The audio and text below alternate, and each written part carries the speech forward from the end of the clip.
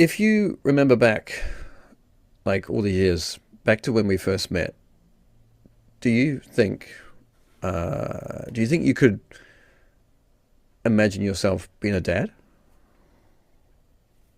Yeah, I think so actually. Oh, really? Okay. Yeah, because I just thought, just like my mug says, I just thought I'm going to be awesome at that.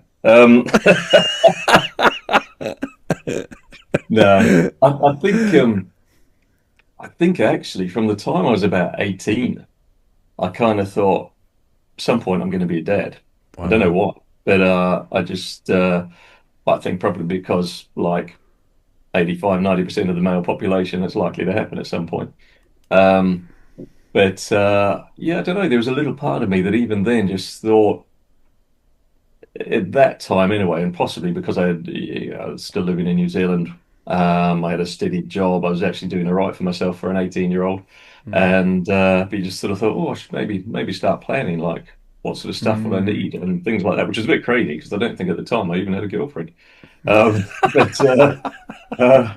which is interesting because I've often not been much of at that point in life anyway, much of a planner. And yet there was certain things like that where I just kind of thought, oh yeah, well, I wonder if I should start sort of preparing for that sort of thing, either financially or whatever. Mm, But interesting. then I left New Zealand and obviously went to the UK. So I think probably for the time I was in the UK, it may have slipped my mind at that point. We were busy doing other things. Interesting, hey. So it kind of it was there. It was there. You did Yeah, I have think it at the kind of back of my mind. Yeah, yeah, yeah, interesting, hey. definitely. Because I was the opposite. I just like it never like it was never on my like radar at all. Yeah, Like and I've I think I've yet to meet someone that's actually said, yeah, no, I'd never wanted to be or never had the thought of being a dad at all. So everyone yeah. else, I'm at the moment, I'm waiting for someone to go, yep, no, I never thought I would be a dad. So, Yeah, no, it's right.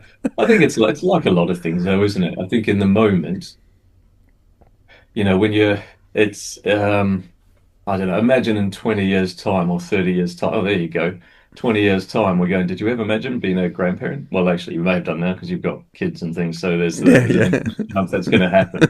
I know. So it's something that we're not aware of in the same way that happens at a certain period in time for you.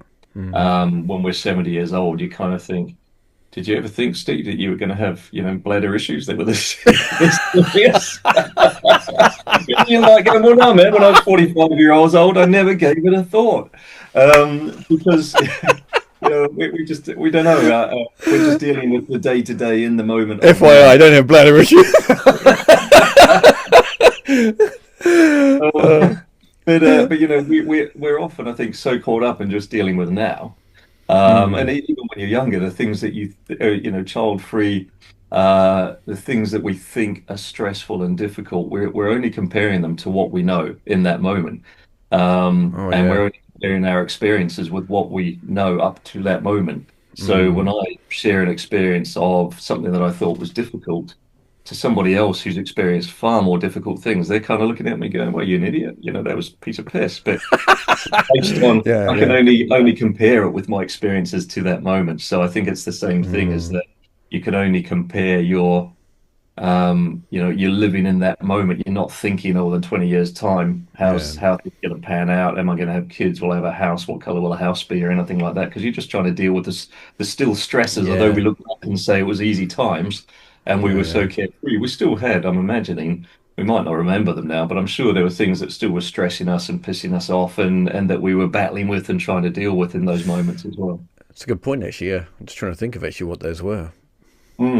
I can't think what they were. If you look back on yourself now, you'd go, idiot, what the hell were you thinking? It's like there was nothing. There was nothing to be Nothing. stressed about. But again, we were No. measuring it with what we knew at the moment. So yeah. All I remember was just living from paycheck to paycheck. That was Yeah. literally my biggest stress. Like, have I got enough It money was to like great, wasn't it? to get the pint? Yeah, yeah. So you became a dad. How old were you when you became a dad for the first time? 35. 35. 35. Um, can you like, if you can you tell me about what went through your head when you found out that you were going to be a dad? Can you like just share it if you could? I think it's perhaps a little like owning a house. You know, at the time that you get the keys, or you you don't know what you're in for. You know, you get a house, you think this is great, and then you realize it's going to be decorated, and there's council tax, and there's all these other expenses. But it does also keep you warm and dry. Um, but because it's something that you're aiming for, and you've Mm, achieved that aim at the time. And I think that's probably, we weren't didn't accidentally get pregnant. It was intentional. Um, mm, and so I think at that time it's like, oh yes, this is great. Um, there's perhaps not the same awareness of what's actually in store for you because again, you only know what you know in that moment. And mm, although you can talk to other people who are going to fill you in, it's all just words in that moment. It's not until mm. you're in the depth of it at 3 o'clock in the morning with shit all up the baby's back and stuff that you realize that. For what those people were telling you, man, maybe I should have taken that on board and really prepared myself for Maybe we this. should have really listened to that actually. Like, That's it. But yeah, so I mean at the time it's that still is exciting, but it was very exciting at that time because I think we'd achieved a goal and the goal was to get pregnant. mm. So that was yeah. So it was a big kind of. It was like okay, that's cool. That's happening. Yeah, We're gonna yeah, be definitely. And then you've got the anxiety with that as well as all you've right. now got 9 months to get through Right. of Okay. unknowns as well, unknowns for Yeah. both of you, Mm, changes as well as that small risk that something could happen along that journey. mm.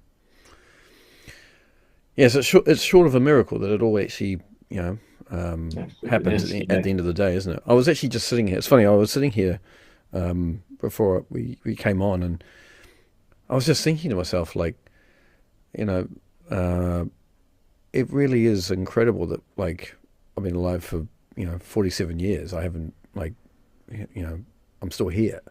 Like, and the fact that I was actually born, and that, like, I like just this the human body is like incredible when you think about it. Like just the amount of things that are inside us that we don't really know we don't even see. And I Yeah. kind of like got caught up in it, like through myself, like, oh my god, it's a miracle I'm actually sitting here. Like when I think about Yeah. it, like it was a moment of kind of gratitude in a way, like to think that. And I remember listening to some podcast a while ago talking about the odds of actually, the chances of actually being alive these days are actually really, really slim. Like, so to actually be alive and be here is actually a pretty bloody special thing. It is. But I It think is. we forget this so often, and that's including me. So I had a bit of a moment of just remembering like how lucky I actually am to be Yeah, here. You know. definitely. I find myself doing the slightly weird thing that as you get older, people just think you're weird anyway, so it doesn't matter. But whereas I look at my hands and I move my fingers and I still, there's a little part of me that is still constantly in awe of the fact that while I'm Yeah. talking to you right now, I can move all my fingers individually and still be concentrated on what I'm talking to you about without it being a distraction and without even thinking about it. But my hands move, my fingers move. And I often look at that and go, that's just incredible that they're Mm. doing that effectively by themselves. I'm somehow controlling them. Yeah. Yeah. Uh, Yeah. Yeah. and that just makes you go, that's just but scientists are trying to do this with robots and all sorts of stuff, and And we and get we it, and just we we just embrace it do or it. fake it. But yeah, we just do it, and we've been doing that since we were just a few weeks old or a few months old. Yeah. Yeah. Yeah. What is like if we talk about the word dad, right? I mean, what does that mean to you? If you say the word dad, like what comes to mind when you think, okay, what does it mean to you? Yeah, it's an interesting one, and I think it depends a little on the on what's going on in the time at the time and how old your kids are a little bit as well. I think when your kids are younger, particularly, and there's a lot greater dependency on you, or perhaps it's a perceived dependency on you because they need you to feed them, they need you to Mm. change them. They still can't walk without you holding their hands and things, and Mm. so it very much becomes, I think, about provider and protector. Um, but then I think as they grow older, and maybe that's something you've always got to keep in the back of your mind anyway, because I don't know if you ever stop being a provider and a protector. Mm, or if you ever should stop being a provider and a protector. But maybe there's always things that alternate and fluctuate as they're going through their mm, lives. But for me now, it's a lot more, particularly with my son who's 14, is that it's a lot more about being the guide. I interesting. think Yeah. I often, in fact, the guy on your last podcast, what was his name? I can't remember now. Oh, Aaron. Aaron. He was Yeah. a legend, man. Jeepers. It's annoying when you listen to people like him and most of the guys you've heard on your podcast because they articulate themselves so well and you go, wow. They do, and you're doing very well as well. Actually, I'd have to say you're doing very well. But when I was listening to him, actually, the image that conjured up is 10-pin bowling. And it's a bit like you know how when you go 10-pin bowling, there's those guides you can put up on each side to stop the ball going in the gutter, or when Right. your kids Right. are bowling, or yourself maybe. And so I sort of figure it's a bit like that. I picture myself as a dad being those guides, in that my aim is to have my kids pointed in the right direction. So they're Mm, pointing so that they're facing down the lane towards the 10 pins at the end. They're going to bowl the ball, mm, and I can direct them a bit as to how to hold the ball. Not that I know much about 10 pin bowling, but about, about how to hold the ball, about, don't drop it on the ground and things like that. But ultimately, it's up to them whether that ball is going to hit in such a way that they get 10 pins down, 1 pin down, whatever. mm, If I'm the guide, at least it stops everything going in the gutter. yeah. So I think I kind of see my role as my kids get older is just being that guide, because there's a lot of decisions that we can't make for them, but we can influence Yeah. them, and hopefully that influence just stops everything from perhaps falling apart.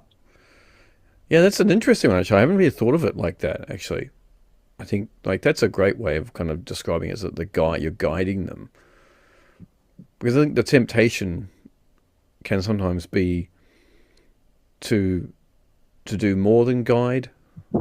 I can't think of the word to describe more than guide, and that's pretty hopeless for Well, for an English teacher I, here. But like, yeah, I think when your kids are younger, it's yeah, I think everything evolves, doesn't it? Your kids are evolving, we're evolving, but I think the relationships evolve as well. And I think when your kids are younger, we're a lot more we're in control.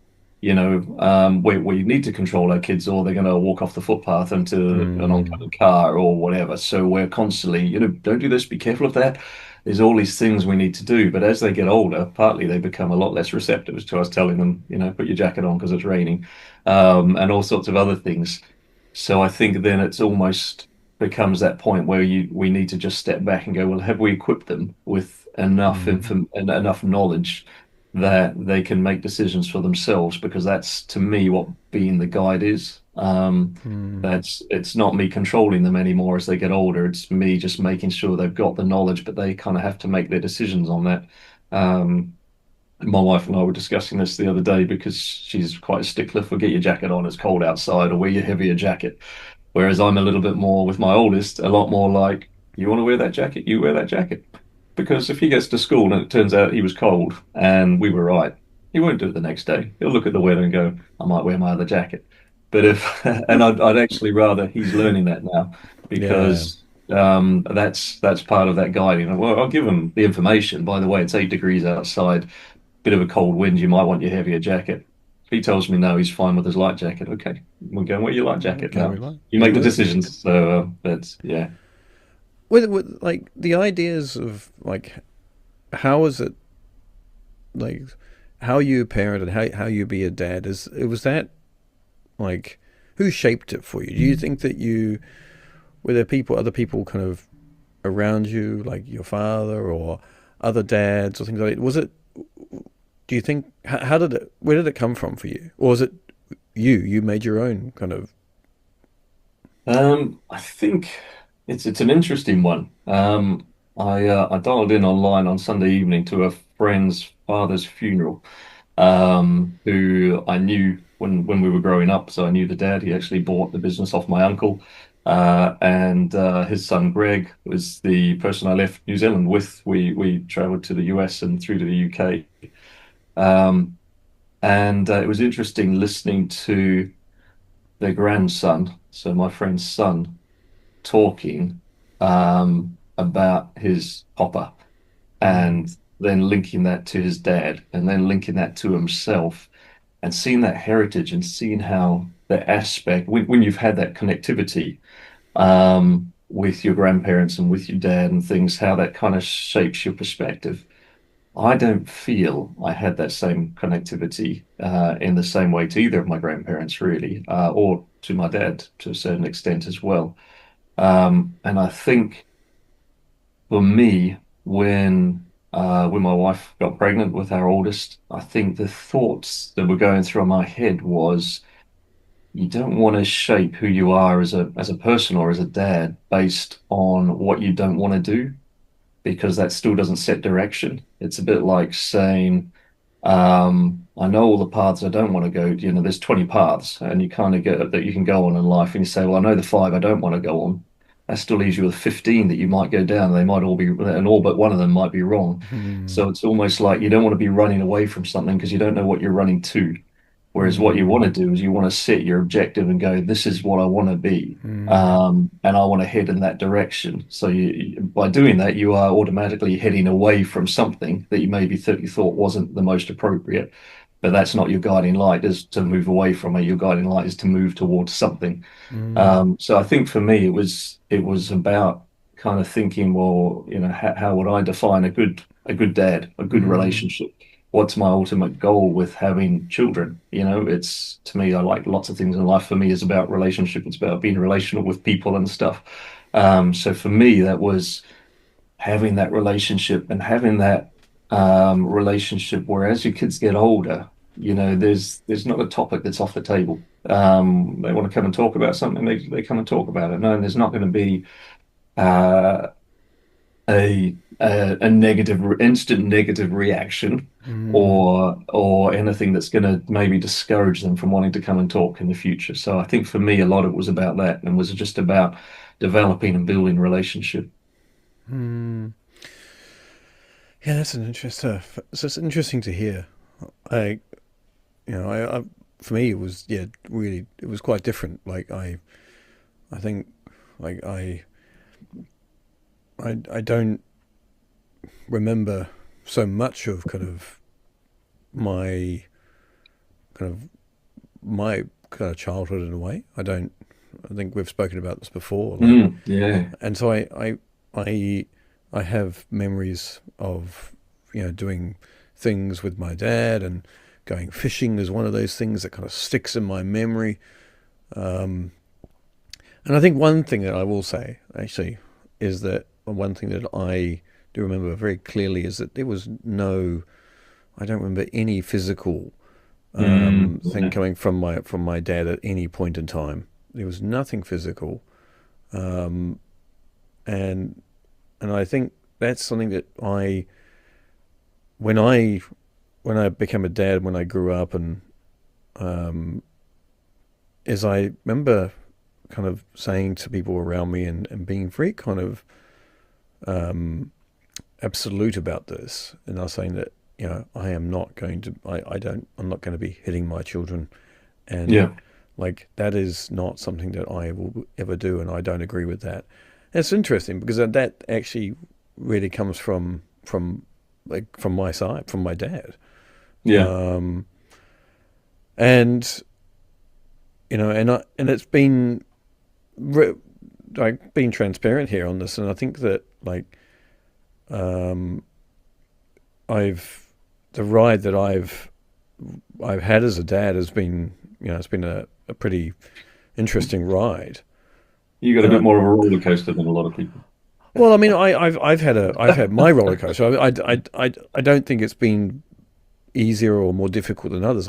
I look at it as it's been a very interesting and difficult roller Yeah. coaster, and it still is, but it goes through ups and downs, and but there are times that I haven't kind of abided by that, and Mm. it's not that I've kind of decked my kids, no, but there's times that I've been like it's really pushed me to like the, the limits of kind of what I can take, and I think there was a lot of external factors that were going on, um, but and and it's still there's not it's not something I kind of talk about very often at all, but it was you know, I think the toughest thing, you know, and I don't want this to sound like a defense or anything, but the toughest thing I think is when your kid, whether they're neurodiverse or autistic or not, or is that when your child kind of turns around and has a go at you, for whatever reason that could be, whether they're just distressed or angry, or generally it comes from anger, is that they take it out on you. I think that for me that is the toughest thing to deal with. Yeah, yeah, I don't think there's anything worse than your own child, um, having a go at you, and then and closely, and if not ahead of that, is actually them hurting themselves. yeah, And yeah, I think that's where actually I feel a bit like I'm not yeah. enough. I feel like I'm not enough with that. Um, but I Where do you, again, where do you think that trigger comes from? Like, so for you, you would say the trigger, that things that pushes your button the most is when your kids turn around and give you shit.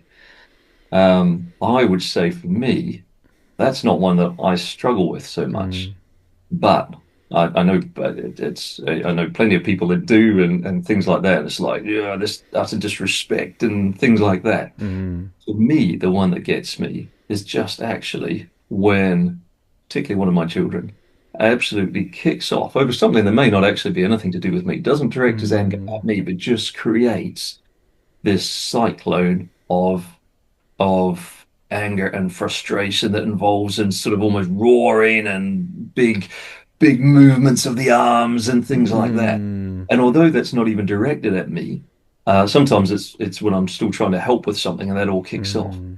That triggers me far more than if he was actually just to yell at me. That's interesting. And I do. I was just thinking of this in the last week, and I hadn't thought of it up to now. But I was thinking, I wonder why is that? Why isn't Mm, that aggressive sort of rage actually mm, triggers me to actually almost want to have an equal amount of aggressive rage mm. uh, than if he just turned around and said, "Oh, piss off and leave me alone," or why are you trying to do that?" or something like that, where I'd just be like, "Yeah, well, up to you, man. I can either help or I can leave. What do you prefer?" It's interesting, That I isn't can it? stay Yeah, calmer about, and I'm just thinking, is this stuff that happened, when I was younger? yeah. Was I Mm, exposed to that sort of aggressive rage that now still triggers me, and that's our mm. protection is then to kind of try and lash back? Or I'm not sure. I don't know. I haven't come up with an answer to it yet. But I'm just wondering Yeah, if that's why, one thing triggers you, one thing triggers somebody else, but we're not all being triggered by the same thing. But we all have our triggers still.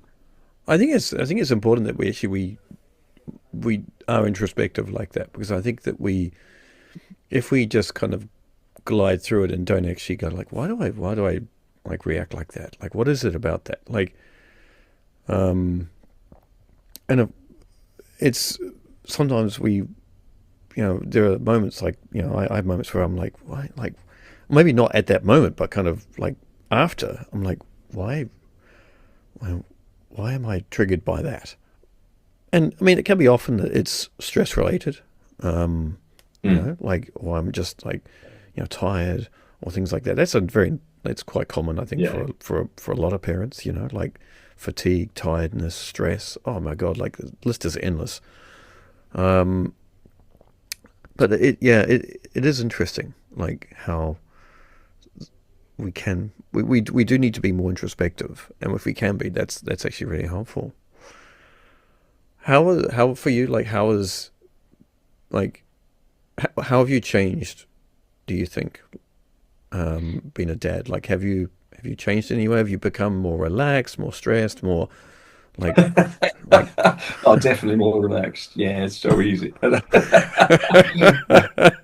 Yeah, no, I think, I mean, in some ways it's hard to tell because there are times where I think, okay, if I remove myself from this situation entirely and put myself back to, let's say when I was 35 and then progressed through, but with no children. who would I be today compared with who I am now?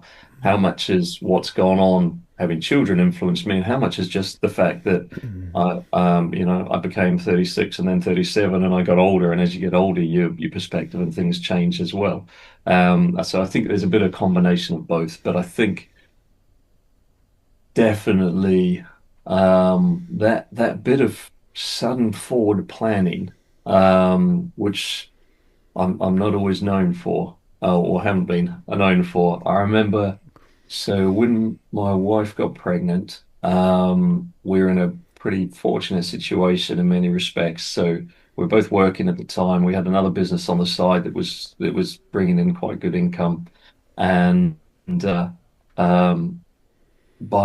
I aimed that by the time my son was born, that we would have this lump sum in the bank, sitting in a separate Mm, bank account, because I was just going, man, if there's any reason he needs anything or my wife needs anything medically or whatever, I just want to go, there's an account that's got cash in it and there's no stress. You mm, just go dip into that account and go, it's done, man, it's dealt with. mm, And I think that was sort of the that I think that increased. Actually, I would say prior to that, even there was still. I think perhaps actually when I got married, is that suddenly then I just went right, got to start planning for stuff. My spreadsheets mm, got broken out, and sort of budgeting for things and planning for the future and things suddenly just became like the thing that I did. But I think definitely when my son was born, that kind of went slightly into overdrive in some ways. Was it more? Um, Was it more like just? Was it like shit? Like I gotta be like because I've got someone else now that I'm gonna have to. I've got to look after this person. So I really like. I've got to get my act together. So it was more. Was it anxiety? Kind of. Do you think it was kind of like I anxiety think of that kind of I fueled by think that? what it is that there is a somewhere along the way, I think I've picked up a habit of being prepared. So recent example is 10 weeks ago I was made redundant. Now I've kept a spreadsheet for about for years now that's got this is what our budget is today based on our incomings and outgoings. This is what our budget is if one of us is made redundant. I've got two columns actually, one for my wife's redundant, one if I was made redundant. And I've got a absolute worst case as well, which is like going, holy shit, we're really in trouble here. What do we cut back on? Mm, And the reason for that is because I always felt that when stuff happens, you feel emotive about things. When you're feeling really emotional about things, you're not always you're reacting. You're not sure what to do. What do you grab at? Where's your pull cord for the parachute? And I kind of go. So when I was made redundant recently, I just went, yeah, okay. Well, I just go and look at column C on my spreadsheet here. Here we go. This is what we can do. And I tapped a few figures in there because I got a redundancy payout. And I went, okay, so this is what we can do. This is how we mm, can live, and this is how long we can live for. And so I think for me, it was the same thing. It's kind of like going, if something happens and we're feeling really emotive and there's a medical issues or there's whatever issues, I don't want to be scrambling around going, well, I don't know what to do and how do I pay for it and all that. I just want to go, yeah, okay, just do it. I mm, just want my head clear to deal with the issue, not with how it's going to be paid for or how it's going to mm, be, if maybe I was putting too much emphasis on the financial side of things, but I guess it did assure me, it assured me my anxieties that mm. we've got a pot of cash there. So shit hits the fan, dip into the pot of cash, we'll be okay. So maybe it's a snuggly blanket for me, really, the equivalent of it gives me a sense of security that maybe if we'd ever needed to use it, it may not have been as useful as I was thinking, but it made me feel better at the time. What about patience, though? I mean, are you more patient than what you were, or have you become more or less patient? Do you think with your Um, with kind of yourself or with others? Like, well,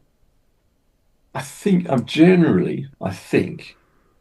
And obviously, it's very easy to think back to our past, talk to my mum, and you kind of go, "What was I like as a teenager at the same age as my son is now?" Thinking that I was, pretty good and didn't do the sorts of things he does, and she yeah. would go, "Oh no, you were really challenging." You go, I don't remember any of this. What are you talking about? Uh, I asked the same question to my parents last week. So yeah, yeah. yeah, I think we're yeah, it's yeah. slightly different issue, but it's the same thing as uh, yeah, I think we can be we have a very biased judgment of ourselves at times, and it can go in either direction. Sometimes we let ourselves off the hook very, very lightly and think that, we were never like that. And other times we're really harsh with ourselves about certain Yeah. things that actually we need to give ourselves a break over. Um, Mm, but I think generally I've been a patient person. mm, But I think part of that aim of kind of going, what do I value? I value relationship, mm, and relationship doesn't tend to prosper as well if you're knee-jerk reacting, impatient, all that sort of thing. mm, And so I think for me it was really important to sort of bring that um, to prioritize that level of patience and a bit of empathy as well, trying to go, okay, so if I was a 2-year-old in this situation, um, what would I be thinking? mm, Why would something not happen? We were very fortunate that, and I know this isn't all kids, so we were very blessed that again, but to a certain extent, both our kids, we explain lots of stuff to them. So I've never said don't just walk onto the road and then told them off if they do it. It's always like, hey, the reason that we look right, left, right is because the cars come from this direction, da, da, da. And we don't always have a big conversation about it all to that extent, but we sort of drip feed it through to them. Make mm, sure you just look left and right, because otherwise, you get squashed. I don't want you to get squashed, and stuff. And so having those conversations meant that and because our kids were pretty receptive of this sort of information, mm. um, meant that we didn't have to get as annoyed about things. Why do you keep walking onto the road without looking where you're going? Although my 9-year-old still does that now because she gets a bit involved in talking and looking at pretty things and stuff, and she forgets what she's doing sometimes. Um, um, but so I think yeah, we were fortunate like that. But then again, perhaps we were also fortunate. It was the balance of both. Is that we've got kids who are quite receptive to things being explained to them. Why don't you put Mm, a knife into an electrical socket? This is the reason why. I'm not going to get angry at you about it the first time you try to do it because you have no idea why this isn't an acceptable mm, thing to do. But I'm mm, going to explain it to you so that you understand that we care and this is the reasons why. And perhaps because we've got that relationship that there's a little bit more receptiveness to it, or perhaps we're just really lucky. It's very easy to pat ourselves on the back. It was my well, great parenting style, but really it was actually just we had great kids who and for those things listen to us. Yeah. oh, that's all right. That's all right.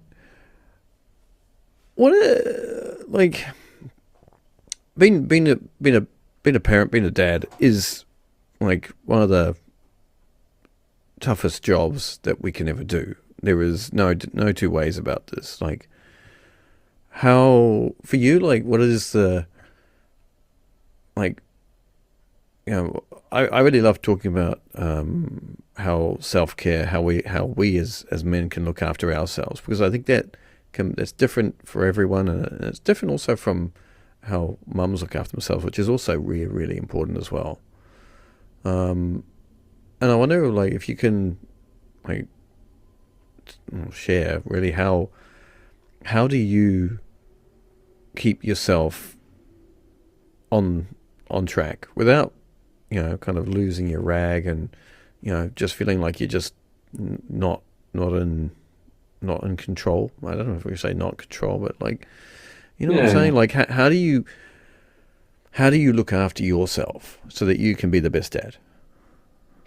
So I think a lot of things in life is that we're not in control of life quite often. And I think naturally as people, we want to be in control of the things around us because that brings us security and predictability, which really I think seems to be pretty innate to us all. Is stability and predictability. Mm. Um, and yet, as soon as you've got kids, that predictability and stability to a certain extent just goes straight out the window. It's like owning, yeah. And I think then when you compound that with the more you've got going on like that, then the more pressure you feel, and that well, then we start needing to control things around us. So Mm. when we're feeling in our own heads that things are out of control because there's not stability and there's not predictability, then and we haven't got control over things, then that's when we start trying to perhaps lash out or trying to control what we can and things like that. And we lose our patience because we need to have control over something. And often the easiest thing to have control over is, the people around us. I'm going to Mm. make that person do what I want because then it gives us a sense that we're finally in charge of something and we've got Yeah, things yeah. going on. So I think for me, it's very much I walk a lot, as you know, and I probably walk a lot more if I had the time even. Well, I mean, Um, tell us about that because I think it's actually really important to hear because I feel like this is why I'm sitting here talking to you because I think that a lot of dads we don't know how to actually do this. We don't know how to yeah, like just the simple things like walking. I mean, tell us like I think you walk every night or something. You go for a yeah, walk if I every night. Is can, that right? yeah, yeah, definitely if I can, yeah. I try to. It's sort of got reduced a little bit more because I try to get to bed a bit earlier. So sometimes I'm only walking for like 30 minutes, but if I can do an hour's walk every evening, that's my sweet spot, man. That's What are you doing? Like when you go for that walk, like what is the what goes on? Why do you do it? it's that thinking and reflecting time because what happens is that from so if I get up at so I often wake up around about 6 in the morning and I just figure if I don't set an alarm or anything, but I figure if I'm awake at about 6 o'clock, I'll get up. And if I'm Hmm. up at 6 o'clock, then previously sometimes what I'd do is I'd start work because I was able to be pretty flexible with my time. But it also meant that I finished work in time to then have breakfast with my wife and the kids and to take one of the kids to school if I need to. I also did school runs, swimming run, dance classes, not my own, but for my daughter. And so all these things kind of ate into a little bit of my work day. So Mm. for me, it was like and also I was involved with a lot of projects and things. So to get from 6 to 7:30, like a 90-minute clear run, was kind of fantastic. Mm. But also, if I'm up at 6 o'clock, then I try to do some exercise.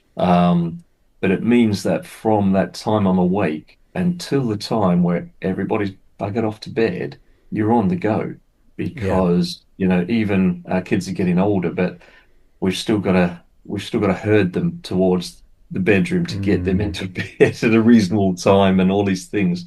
And I just need that time to think about the day. And a lot of it is what I try to do is process the day. And so there is those times where you've gone, it could be work related and going, oh, I'm still stressed about a project that I'm trying to deal with or something that's going on or something that's coming up. So it gives me that opportunity to kind of go, right, well, how am I going to, I'm now not involved in that situation. I've removed myself from it. Mm. I'm out walking. Mm. I've got some fresh air in. So let me just think about how I'm going to plan that for tomorrow or for whatever's going on, or how next time I'm going to do it better, which is often that's often hindsight I'm reflecting on. It's not necessarily great Mm. planning. It's planning based on what I could have done better last time. And then also with dealing with things like the kids, is that kind of going, I was actually really, that wasn't a pleasant way of talking to, one of my kids. Or even just sometimes thinking through a conversation and kind of going, yeah, that was a really very nice way of talking to my daughter. She didn't seem to be impacted by it or anything, she wasn't in tears. There was Mm. no, oh, Dad, you're being horrible. But I sort of look and go, yeah, it's just a bit blunt, really, not a Mm. particularly nice way of interacting. And I think taking that time to reflect on those things means you can think about, well, how would I do it better next time? What am I aspiring for here with my kids and with my relationship?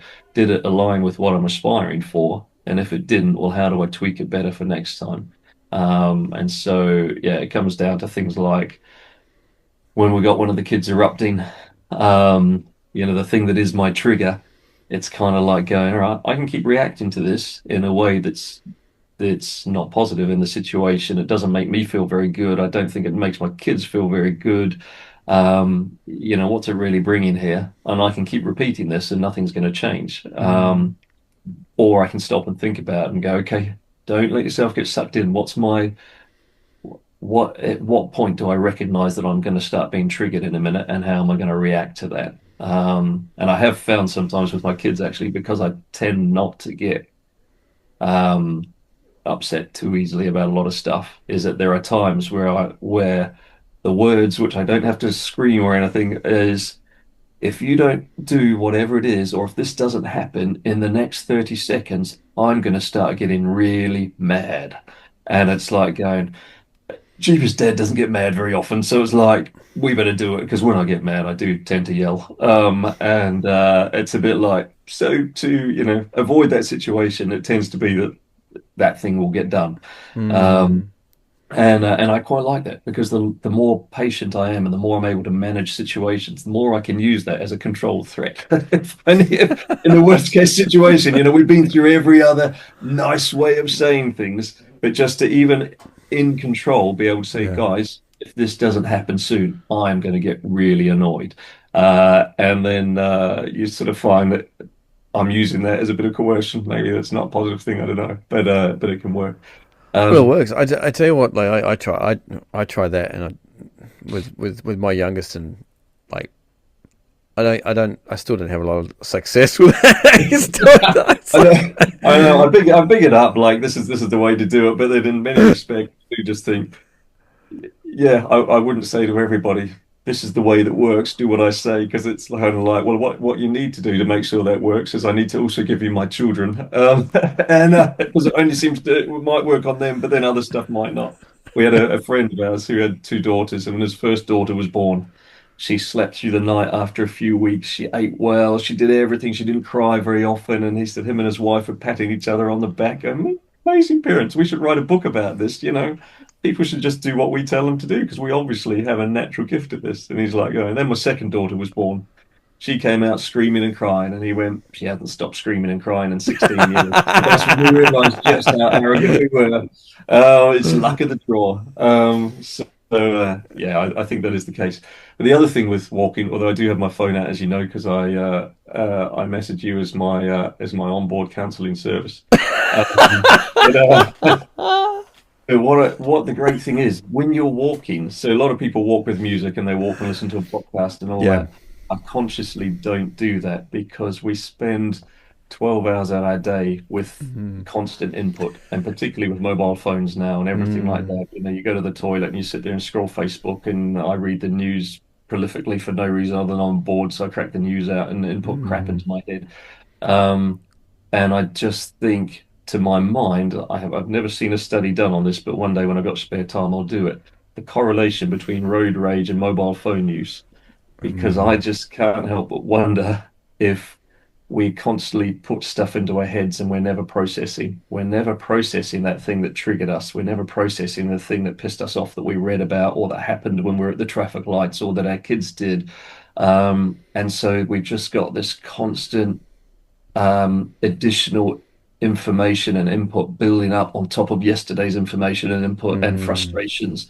And we're never taking the time to actually stop and go, well, actually, why did that annoy me? Did it need to annoy me? What would I do differently Mm. next time? And I think in the past, perhaps people used Is to it the have the time to is do it that. the processing? I wonder, is it the processing, or is it that we kind of, because processing it is good because then we start to kind of understand it, which I get, but I don't know whether we need to kind of understand everything that we're taking in that sense. So No, do no, but like I when, think everything we're taking in stops us from processing because in those moments where we could be processing, we're just taking more in. We don't. You go to the mm, doctor's surgery, you could have 20 minutes waiting for a doctor, or if you're in the UK and you go to A&E, you could have 9.5 hours.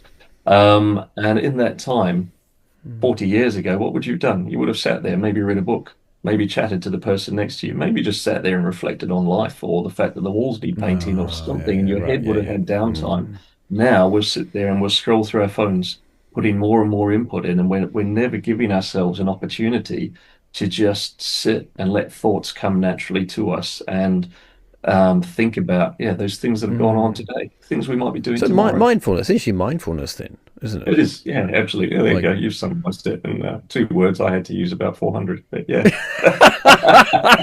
Well done. but let's talk about that because I think this is actually really this is something that I'm actually really on board with, and I love talking about because I think that it's a for me it's a kind of it's a new thing, like mindfulness and being present and I think it's a really important aspect of parenting these days. Mm, But it's definitely. it's getting pushed down and it's getting kicked out the door because we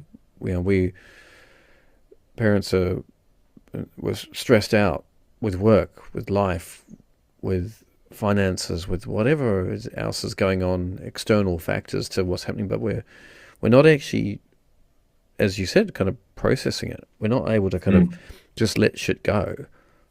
And I um, I realized the other day because I love going to the sauna and I go to the onsen, which is like a public bath, right? And I would go. I started doing this about a year ago, and um, I go into the sauna, and I would sit there. And often there's a screen. They have a TV in the sauna, blasting out some kind of bullshit TV show. Um, and I remember when I first went to saunas, I'd start to watch it, and then I don't know what the hell they're talking about, so I got annoyed by that. But I started to actually just become almost go into a meditative state, or just focus onto my breathing. So I'd close mm, my eyes and I'd just focus onto my breathing, or just basically ignore what was going on and just sit there. And then I really realized about a couple of months ago, I was like, actually, all those times I did that, which was about once a week, probably I was doing this, is that all those times I was doing that was actually I was being very, it was I was meditating essentially, mm. but I didn't know I was meditating. Yeah. Um, and and then very recently, um, actually last week, I started to do kind of amp it up a little bit even more and do it daily. To do like a daily meditation where I sit. Um, Mm, I have my shower. I have like my routine is to get up. I have a shower.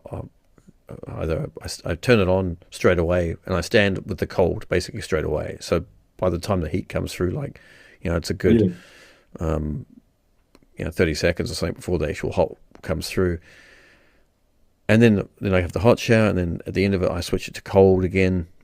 Um, and then I do that. And once I finish that, then I sit down because there's little chairs that you have in Japanese bathrooms, and this is very very common. So there's a little plastic chair that you sit on, and I sit there and I just close my eyes. And I started doing this about a week ago, and I just sat there and I just was breathing, focusing on my breathing. What they call box breathing, which is Yeah. breathing out for 5 seconds, holding for five, breathing in for 5 seconds, holding, counting away. And so I was just doing this. And I was curious how long I was actually doing it for. So I checked every time that, before when I started and finished. And it was about anything between 5 and almost 15 minutes. I was sitting in the shower. The shower's Really? turned off, like, and basically it's fantastic because it's solitude. Everyone else is Mm, asleep, and it's like this perfect kind of place for me. And I think to myself, like, generally, like, no one else is in the shower. When you have a shower, no one else is in the shower unless you have yeah. family showers, which is can be a thing. Um, but I was thinking, like, this could be a really good thing for people to do because, like, you're not wasting water. You can just sit Yeah. there and have that you can feel all the kind of the shower kind of just the once the shower's turned off, it's all kind of just dripping down you, like, Mm, and it's actually really therapeutic. And I was like, and I come out, and this week, I'd have to say, this week, I've been very, I feel like I've become a more measured, I'm calmer. mm. Um, and whether it's just from that or whether it's from other things, but that's I guess it's from that because I've just been more. intentional about looking after myself, about taking care of myself. Yeah, Because yeah, if I don't do that, which I didn't do for fucking however many years, um, close to 11 years or 12 years, is that I just turn into this, you know, like dad that just is so anxious and caught up and stressed mm, and like and it can't operate properly. yeah, So, but that's what I do. Like I mean, yeah. I babbled on there about a lot, but um, have you dabbled into it at all? Have you gone to kind of anything like Yeah, me? so I did do years and years ago. I remember had the so the Headspace app, I think, wasn't it? Oh right, Rather actually available. yep. And I remember doing that, using that on the train back from work a few times. It was when my train journey to work, bizarrely enough, in London, from southish London, Surrey to West London, could be up to 2 hours, and I had to change trains at Clapham Junction, and I remember getting on the train and dialing into my Headspace app and going through the motions and actually just about passing out because I was so relaxed and in such an Mm, awesome zone. When I had to change at Clapham Junction, I got up and I was like, I was like I'd just woken up. It was just mm, incredible. And you think, this is just unbelievable. It's like partly that's perhaps also a reflection of just how stressed and knackered my body is mm. that I've only done this for like 15 minutes. It's like I Yeah, wasn't yeah, there for like 55 minutes or anything. yeah. And yet my body is just going, yeah, I'd happily shut down right now and just have a good Mm, sleep. And so, yeah, I think that is important. I remember sort of back in our London days, was for me. So, because I'm generally a reasonably social person, I get quite a kick out of spending time with people and things like that. But I can remember there'd just be times where I could feel it building up on me, just going, I need a weekend to myself or whatever, and just going to take one of our hotel rooms, the hotel we worked in, booking it out, and just going and sitting up there by myself, that turn, that yeah, fake not name on the yeah, booking yeah, thing. Yeah, exactly. yeah, yeah. Exactly. And to not letting anybody know where I was and just going Mm, in there and just watching some TV, sitting on the windowsill and just watching people go by because it's just kind of go, I just need a day to top up again mm. because So you were particularly in very London. self-aware to do that. You would have had to been pretty self-aware about Yeah, how I you're think feeling. so. Was it? Yeah, Yeah. and I Mm, think London life also, London can take a lot from you. mm, And then likewise as well as we used to say, sitting up on the fire escape at the hotel, listening to a bit of light jazz, Nina Simone, with a glass of whiskey and just looking out over the city. To me, I mm, still look back at that as being some of my fondest moments is being able to mm, sit there, partly because it feels like you're in this awesome city. You're in London, man. We're living and working in the center of London. It's pretty mm. exciting. And And we're sitting there just on a fire escape, little balcony sort of thing, yeah. with a bit of music going and a bit of whiskey and just kicking back and just going, just chilling. And again, we didn't have smartphones in those days, so it was just Mm, listening to music, staring out over the city and mm. just reflecting. And I could happily sit there for 2 or 3 hours. It was absolutely spectacular. So I think, I think doing those things, as you say, like with your bathroom, even it's really important. But we keep It's the going. intentionality. It's got to be intentional. Got to be intentional, and so much of our life is I'm going to have downtime, so we turn the TV on, or I'm going to have Yeah, yeah, downtime, so we lie down on the yeah, sofa and scroll through our phones for an hour. yeah. And again, it's not proper downtime because we're No, still processing, we're still inputting.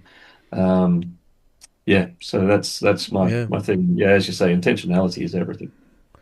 yeah. I think it's a like music. Music for me is a big one. Like, um, I just the other night, I just turned the TV off and I um, just put the music on, and I just sat there and had some kind of went back, listened to some songs I used to listen to when I was kind of in the early 2000s and or even into the mid '90s, late '90s, and I was just like, it just took me right back, you know. Yeah, it's It's good. all, and it's like it transforms us. It kind of relaxes me, um, especially if I'm very grateful. I've got a sound system that can make it sound nice as well. Like, well, I've got headphones as well, but I like to feel the music as well. That's just part of it. Yeah. Um, where like um, as I know you're pushed for time because you're going to have to go on the school run. You've got to pick up one of the kids, so I'm mindful of that. So I don't want to hold you up here with this. So I want to jump into some other questions here. Like as you get older, and we're both getting older because I'm turning 48 at the end of this month. Um, You're an old bastard, man. yeah, cheers for that. Now you're older than me. You're a little bit older. Yeah. Let's not talk about that I though. mean, what worries you as you get older, like as a dad? Like, what do you have anything that you think? Oh, I do worry about that. Yeah, not I think don't know if I say I worry about it. In my ideal world, I want to be in a position where um we can just help the kids. And I think for us being here, living in the UK, we don't have family nearby. There's no grandparents to call on, and no sort of aunties or uncles or anything like that. And I think there's a part of me that just kind of goes, wherever my kids are in the world, I either want to be able to get there really easily at the drop of a hat, just go, yeah, man, we're coming. Or I want to be there. So that's why we keep trying to encourage them to move somewhere where we want to live when we retire. It's like move somewhere nice where we want to be, and then we'll come and live with you, or just around the corner. Um, but yeah, so for me, it's that, and even just from the financial sense, is that just being able to kind of go. Not like, we're going to give you a deposit for a house or anything like that, but to be in a position we can go, well, we can help in some way. We can do a Mm, little something for you here to ease your journey. Um, yeah, so that's for me the sort of focus I'd like to have on, and I think as we've discussed, just in terms of health, um, in terms of the fear is my biggest fear is just dying. Not that I don't have no problem with dying. If mm, I die, I die. That's neither here nor there. But it's that thing of kind of going, but when I'm not here, who's going to be those guide rails on the ten-pin bowling? With the and you think part of that objective of life and of being a dad for me is to be able to input. In fact, your last guy as well mentioned the same thing. If you can help your kids not to make the same mistakes that you made, and maybe even they're not major mistakes, we're not talking about, make sure they don't become a drug dealer or something like that, but just kind of go, well, actually, if you focused on this a little bit earlier than I did, that means you can get somewhere else a little bit quicker, or mm. you'll find that actually you've got more time in your life, or that type of thing to be around for. So I think that's the thing that kind of concerns me the most or worries me the most is to kind of go, just want to stay healthy enough, well enough, do the best I can to be around for as long as I can, Mm. primarily just because I want to see my kids get through. And I want to be there to continue being that guide for them. We can edit this bit out here if you want. This bit, which I'm going to say here, because you might not want to talk about, because we've had discussions, and um, you've got a bit of kind of history with your side of the family with like having heart attacks and strokes and things like that. I think heart attacks. Is that right? Like, Yeah, yeah, yeah. eh, So my dad and his brother. My dad died in his mid 50s. His brother died, I think it was early 60s, mm, both from heart attacks. So, yeah, it's something that plays on my mind. It's something that you think, well, actually, if I follow suit, I've got about 10 years left, approximately on average. mm, Um, so it's an awareness. But then I think like everything, we want to control stuff. We want to go, well, um, not that it's not going to happen to me, but actually, where's my learning curve out of that? What do I do differently? So for me, that is part of walking, part of exercising in the morning, making sure, I wouldn't say I'm the healthiest person in the world. I'm not out there buying my raw flax seeds and things like that, and making sure that in the morning I've only got whatever and stuff. And when I look at our shopping trolley, which is generally full of quite healthy things, but I still look, and we get to a point in the supermarket where you suddenly go, everything from this point onwards is a processed food. Mm, That we're applying to our kids and to ourselves because it's in the forms of some sort of muesli bar, or it's in the form of mm, ham, or it's whatever, just stuff. And you go, this is ridiculous. There's too much processed things in there. But again, it's about we've got an awareness of it. I mm, do watch what I eat. I stopped drinking a few months back as well, just because I had one of these fancy health monitoring devices. And you notice that actually the stress on your body from one can of beer, if I had a can of beer and I finished it at 10 o'clock at night or at 9 o'clock at night, when I watch the stress that's on my body compared with a mm, normal evening, I go to bed at 11 o'clock, and my body is still under stress until around 2:30 in the morning, trying to get rid of the alcohol out of my system, which means my mm, body's not resting very well. My body's also having to work a lot harder to try and mm, expel something that it's going, this shouldn't be in your body. Um, so it's making that awareness. That's one can of beer. So if you go out mm, and have 5 pints, I don't judge anybody for doing that. I've done it plenty of times. But for me, if I'm thinking, well, actually, my heart might be under a bit much stress anyway.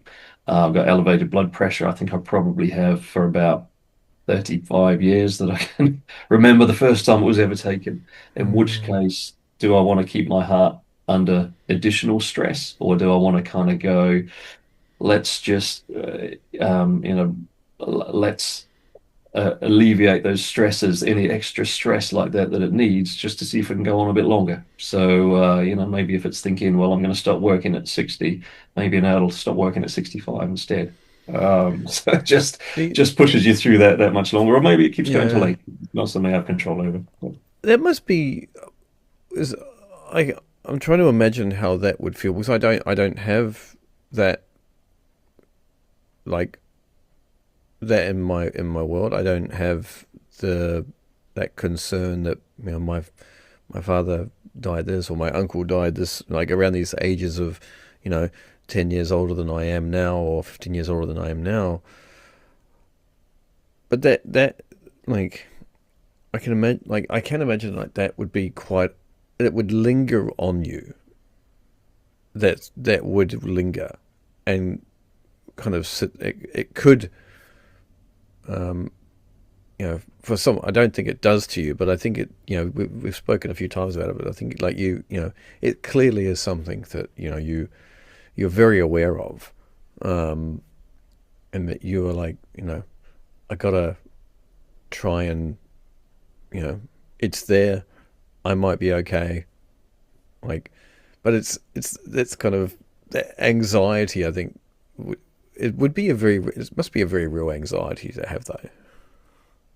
Would you say it's It's one of anxiety those or? things that I think, in some ways, I actually think I wish it would impact me a little bit more, perhaps, because I Mm, think it's that thing. If you thought, I know I've only got a year left to live, how would you change your life and what would you do today? mm, I have no guarantee that I have 5 years, 10 years, 15 years left to live. In fact, I mm, may well have another 30 years to live. It's sort of, mm. you know, they may just be a coincidence in that Yeah. side of the family. It could be, but there's definitely an awareness, and the fact that I have elevated blood pressure. You think, well, that's not benefiting me either. So Mm, there are things to be aware of.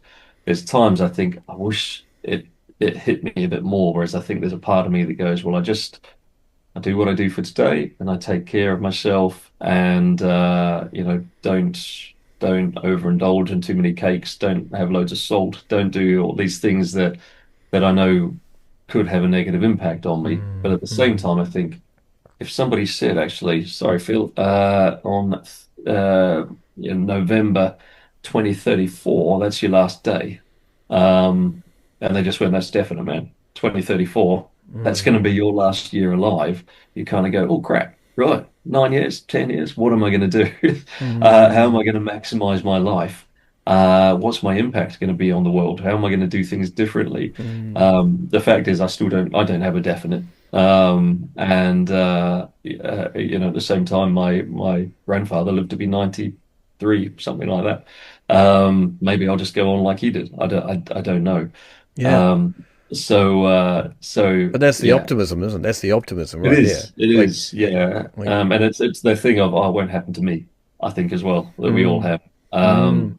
And But there's a healthy optimism. That's a very healthy, I like, think it is. And I I th think in some ways, otherwise we could wallow in it and go, oh, shit. yeah, I think so. Yeah, This could be it. I've got to be careful, got to get more weight off, got to do this, got to do that, get more urgent. That introduces a stress into your life that ends it up putting does. your blood pressure up and you have a heart attack. You end up speaking Absolutely. it into being. So I think it's about being level and kind of going, what do I have control over? I have control over my general well-being and health. Um, and therefore I'll take care of the things I have control over. And there'll be other aspects of life I don't have control over. That's the way the world is.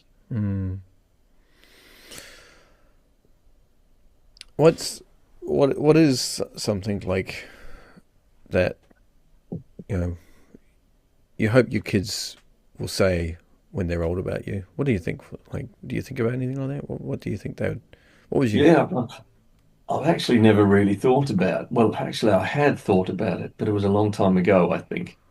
And I think this is where.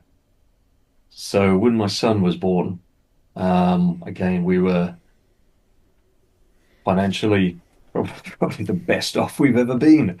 When we were such misers, we didn't spend money on anything. But also not long after, so we moved. Well, we already lived abroad. We moved another abroad, and we ran our business from there.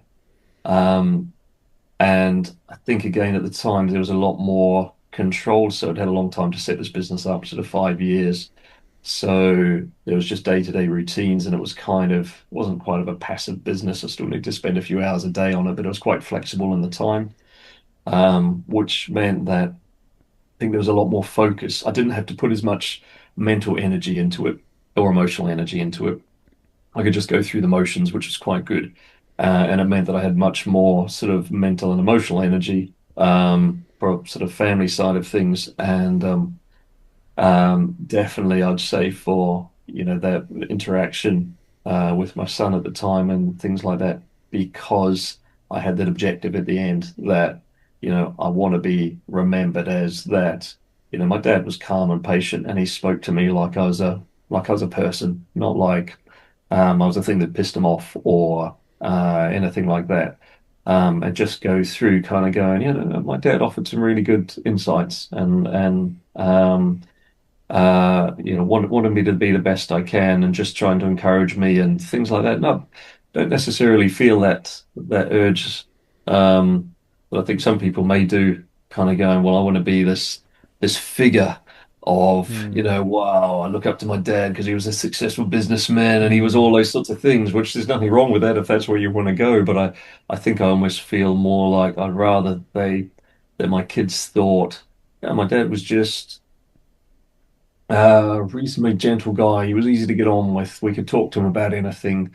Um, and maybe if I can just impart in them bits of wisdom that will make them be better, for my son, a better dad than I am, mm, with the insight that his kids, he can impart that same sort of wisdom and insight with the aim that they'll become better dads than he was, so that um, we keep evolving into being better mm, dads is kind of the aim. I can't quite say the same for my daughter. I can't say I want her to be a better dad than I am, but again, taking those sorts of things in and going, well, actually, what did I like when I was growing up? What did I really like?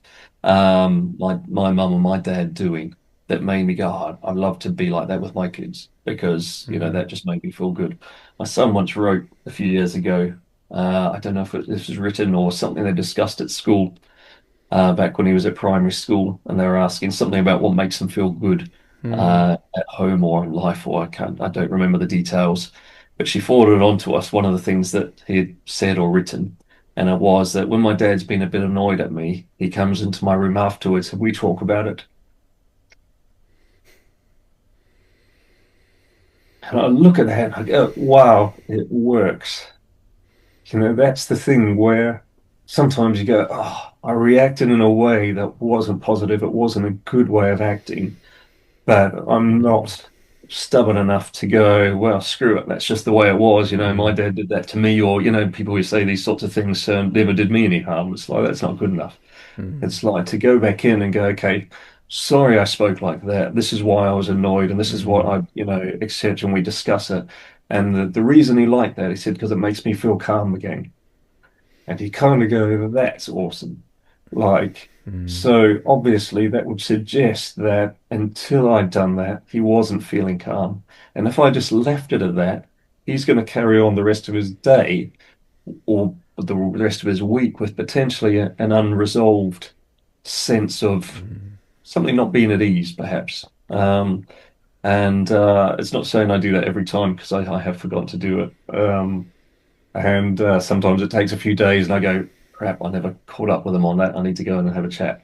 Um, but just the fact that he expressed that makes you go, shit, that's Mm. good. And I hope he remembers that for when he has his kids and goes, my dad did that for me, and so I want to go in and make sure I make sure my kids are okay as well. I think it says a lot, man. I think it says a lot about who you are. Like, I really think, like, um, it's.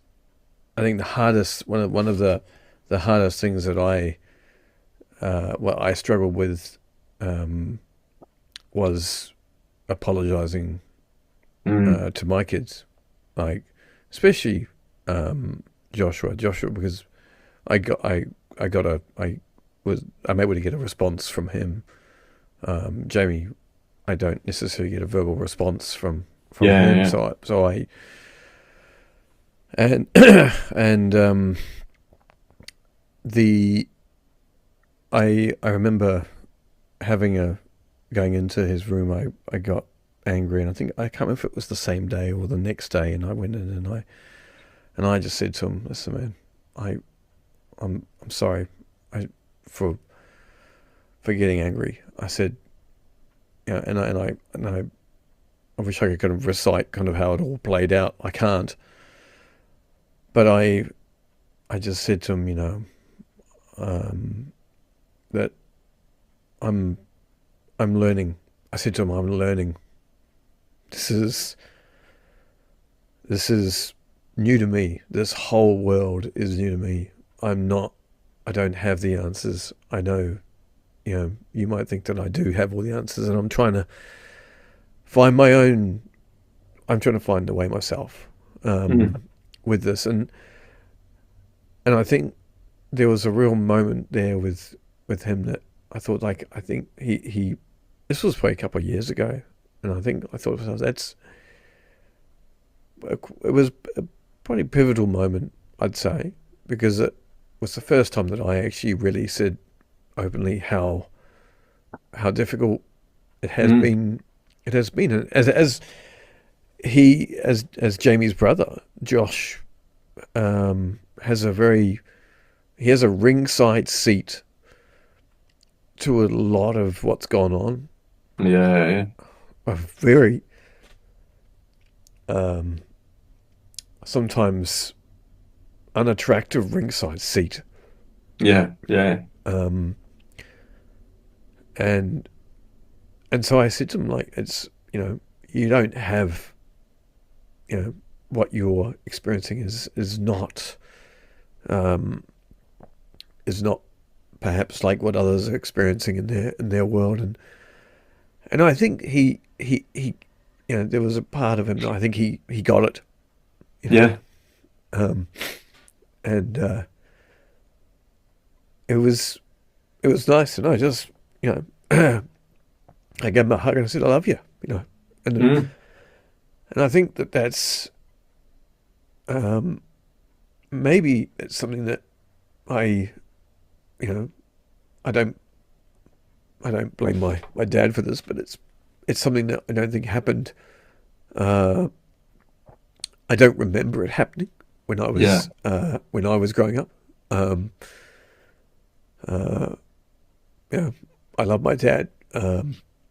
I don't. He wasn't a very openly emotional guy in that sense.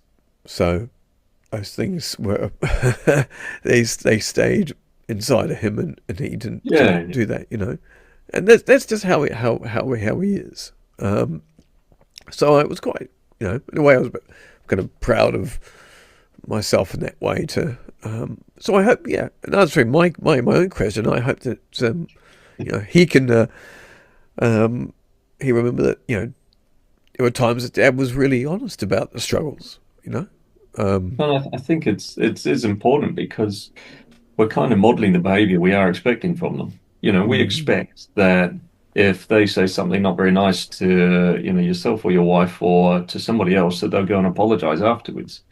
And it's like going, unless we reflect, take the time to reflect ourselves and go, well, actually, what I said to them when they were not doing what I was asking and the way I worded it and all that, it actually wasn't very nice. That wasn't mm, very good.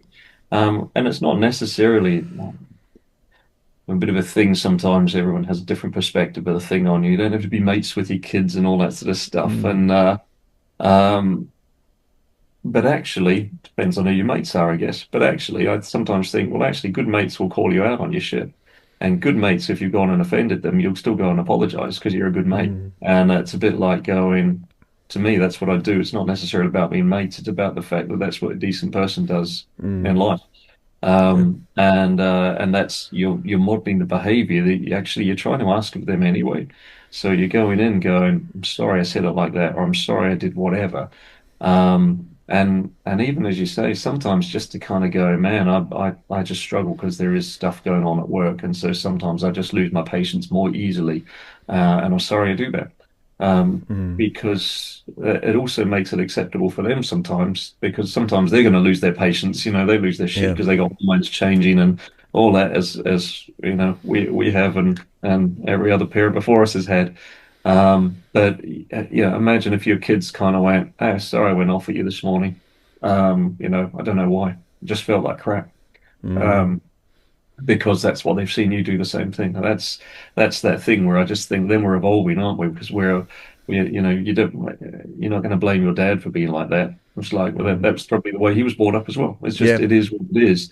But yeah. do you want to repeat the same thing, or do you want to go, well, actually, I think I could be a bit different. And then Mm, I think Josh could be a bit different, and hopefully his kid will be a bit different. And eventually we're going to end up with some dads who are pretty fucking awesome.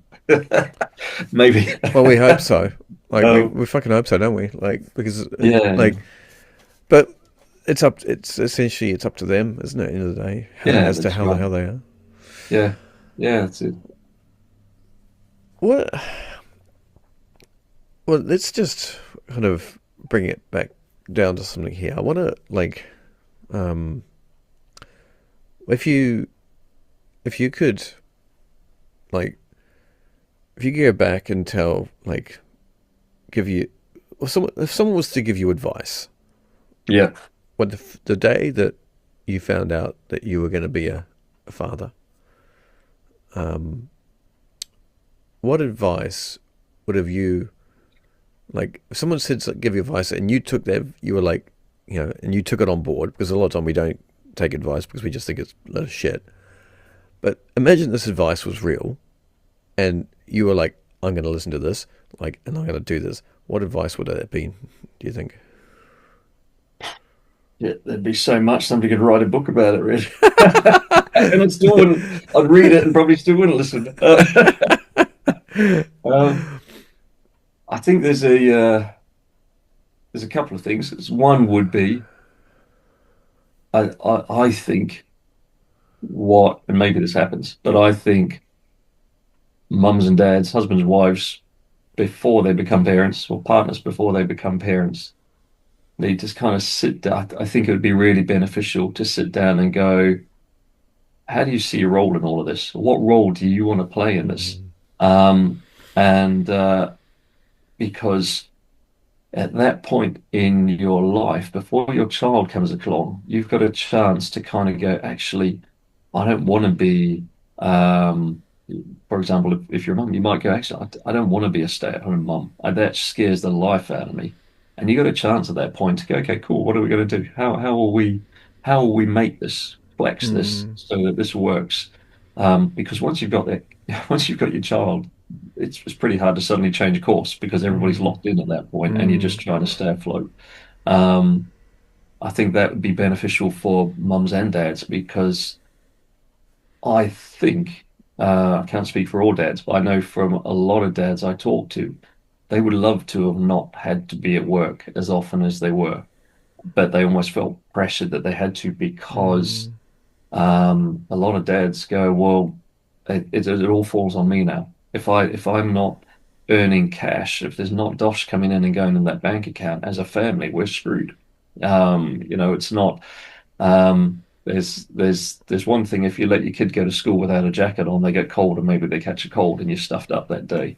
The other thing is when you start stuffing up at work and somebody says, "Sorry, mate, you haven't got a job anymore." It's not you anymore. It's not like, back in our early days in London where it's like, "Ah, I'm just going to get a job somewhere else. There's no problem."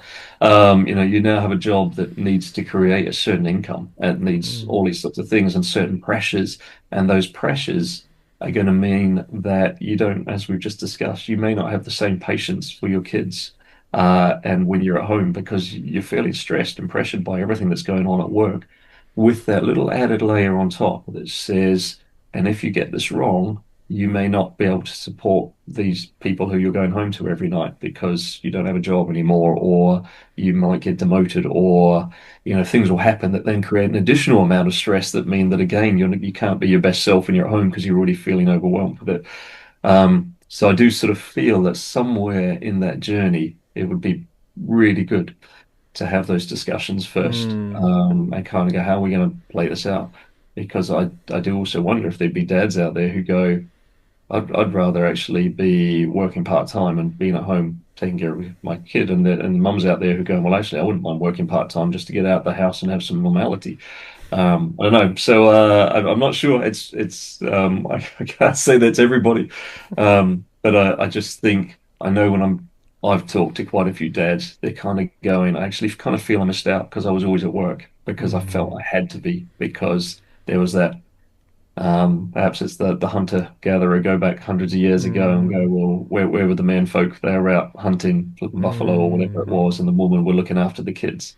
And so as men, we still sort of feel like, well, we have to be out there, hunter gathering to make sure that wife and kids at home or partner and kids at home are being taken care of. Mm. Um, so yeah, to me, actually, there's a bit there that I just think is really important. It helps to establish what your roles are as well, which I think is quite important. Mm. Um, and then the other one, just directly in um, to do with your kids, and I've been reflecting on it since I've been unemployed, which has been quite fantastic in some respects. So again, I've often cast my mind back to go when I was running my business, my first business, online business, when we only had my son before my daughter was born. It felt like, yeah, that time and headspace was really there for my son a lot more. Um, and to think and to be, as we were saying, intentional about things. Where do I want to be? What sort of dad I want to be? Then I took on a different business, and then I took on a proper job and all that, and everything was it just becomes overwhelming. Your head is always full of these other things. So I think finding a way and finding to give yourself some time so you can be the best you can be. I've got a mate who he was a fitter turner in Australia and used to work in some of the mines around state of Victoria. He knew every McDonald's in the state of Victoria because on his drive home, he would stop and get a milkshake and sit in the car park for 30 minutes. So that when he turned up at home, he was in a pretty reasonable mood.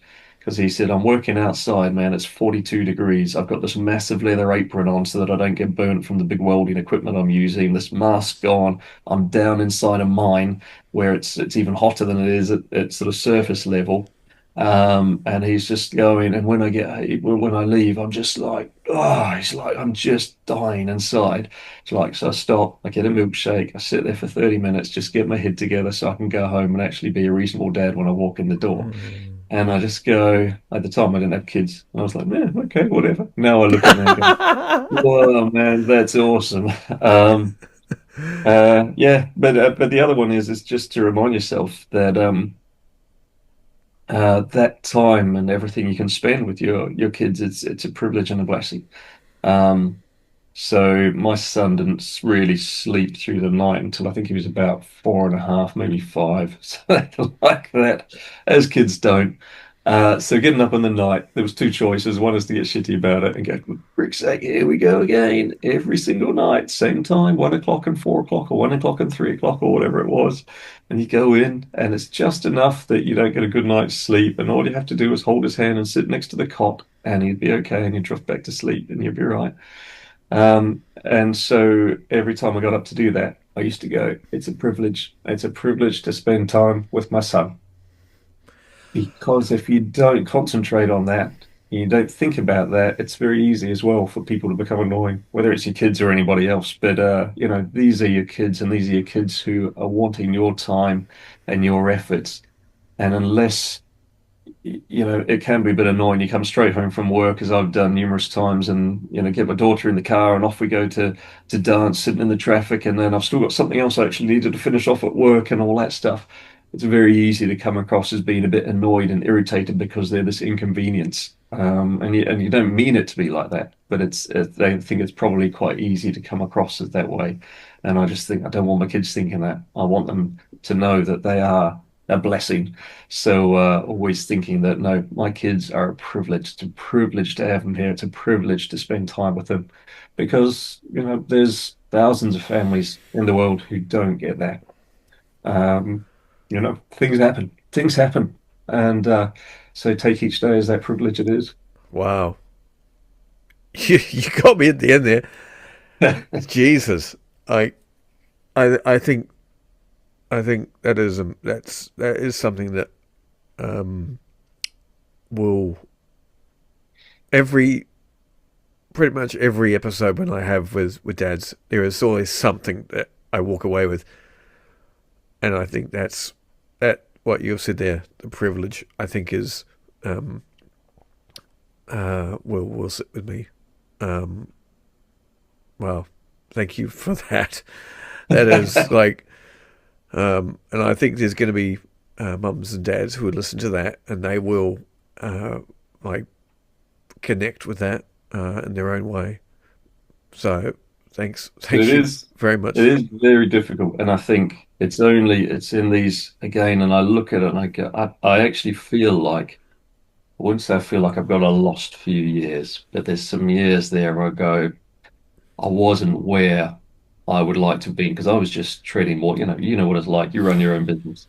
There's times where you're just trying to keep your head above water. You're barely coping with all the stuff that's going on with trying to make money and customers and bills and everything else. And just when you think this is going to be a good month, something happens and it knocks it on the head, and you've got the whole emotions of all of that as well.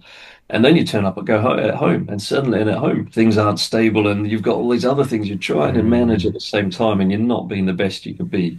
And I think that's where, as I say, I was made redundant, and that comes with its own stresses. But in some ways, I'm also looking at it going, but it's actually given me a little opportunity to regroup here and kind of go, well, mm, hang on, who am I again? Who do I want to be?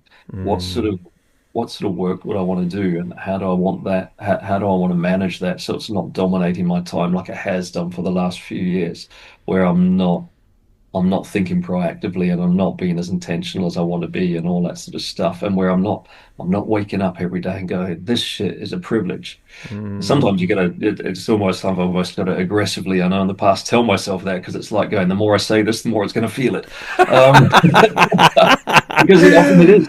Sometimes you've got to Yeah, speak something to being to make it I think you've happen. got to hear it. You've actually got to sometimes Yeah, you've got to hear yourself for it to be like for to resonate, yeah. really resonate. And I think that that's actually something that That's it. And I feel that for a so few years there, I sort of lost that. And it was there, and it was simmering in the back. And it's like, Mm, well, I want to bring that back to the surface again and go, well, where's my priorities? What, what's important here? mm, So so it's made it a good time. So I just think if somebody could tell me that and just kind of go, wake up every day and look at your kids and every chance you get to spend with them and go, this is a privilege. mm. It's an absolute blessing. Yeah. Oh my God. Okay. Um, I've got one last question, which is gonna this is gonna fall in comparison to what you've just said there. But why did you agree to come on the show? You said you were going to pay me money. Is that not happening anymore? So why did you agree to come on this and share your dad journey? Like, because not all dads want to do this. They don't feel that they can do this. They don't, for whatever reason that is. They're not in that. Like, it's just not something they want to do. What made you be Think like, it's awesome. And I just think, listening to some of the other dads you've had on here and stuff as well, and I'm listening to them when I listen to the podcast, and there's some of them I just go, oh yeah, shit, that's so true. Because everybody's coming with their little snippet of wisdom based on their experience. And you take that little snippet of wisdom or that little bit of advice and you ponder on it, and go, that's not quite suitable for me the way they did it, but actually it's prompted me to think of something else, and actually that would mm, work for me instead. And I think that's important. I think the other thing is the slightly probably more self-centered part is that again, I think from talking to a lot of dads, I think a lot of dads feel unheard. Um, I think, well, as we know from the dads you've talked to, I mean, you're talking to dads who have got kids with more needs than a neurotypical sort of kid and things like that. But I think everybody's got their struggles, and I think maybe I'm fortunate with the dads I talk to, but all the dads I talk to, they're not the dads I read about in the media. mm, Um, they're not the ones who sit around and do nothing all day long, by and large, and like to go to work because it gets them out of the house. The dads I know are the ones who wish they didn't have to work as much, who worry about ring fencing their family, which is the way I've often sort of thought of it. Is it's a bit like you set up a fire in Africa. I've only seen this on TV. I've never done it, but you can be in Africa. You can be in Africa, and what do I see them do on TV? Is like the guides and stuff who are with these groups of tourists. They'll set up a ring fence, a perimeter around the campsite, which is going to have sharp, thorny things and fires and stuff to keep the lions and things mm, away. mm, And as a dad, that always resonates with me because I go, that's where I sort of feel my job is ring fence my family. Um,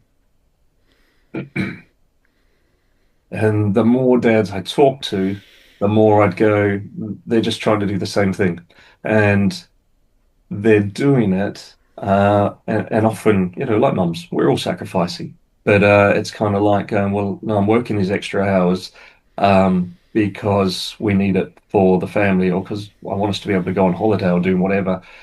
But the trade-off with that is I haven't got to spend time with my family. But I don't think they really appreciate that, or they don't get that. They think that I'm just volunteering for some extra hours or whatever. I'm not saying this always happens, but these are things that I've heard guys say, and it may not be their families are thinking that, but they're also not going, "Oh, thanks, Dad, for clocking up those hours so we can get on holiday."